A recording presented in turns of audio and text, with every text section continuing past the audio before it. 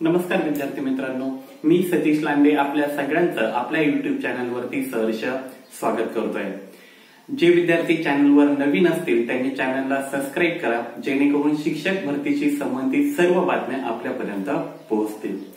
मित्रांनो, काल मुंबई हायकोर्टामध्ये संच मान्यतेचा जो जी.आर. आहे 15 मार्च 2024 चा, या संदर्भामध्ये ज्या याचिका टाकण्यात आलेल्या आहे त्या याचिकेची सुनावणी काल मुंबई हायकोर्टामध्ये होती।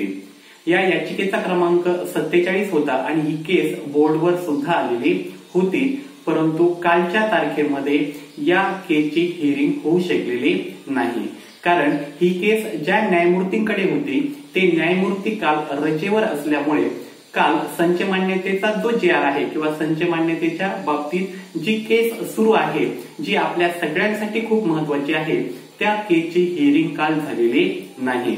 आता नव्याने पुन्हा तारीख मिळेल किंवा हे मॅटर पुन्हा मेन्शन करावे लागेल आणि हे मॅटर मेन्शन केल्यानंतर पुन्हा नवीन तारीख या ठिकाणी मिळेल आणि त्या तारखेला या केसची हिअरिंग होईल। आपल्या सगळ्यांना कल्पना आहे की टेट 3 साठी ज्या जागा येणार आहे त्या टेट 3 च्या जागांवर या संच मान्यतेचा खूप मोठा परिणाम होणार आहे, त्यामुळे आपण सर्वजण या केसच्या अपडेट संबंधी माहिती घेत आहोत।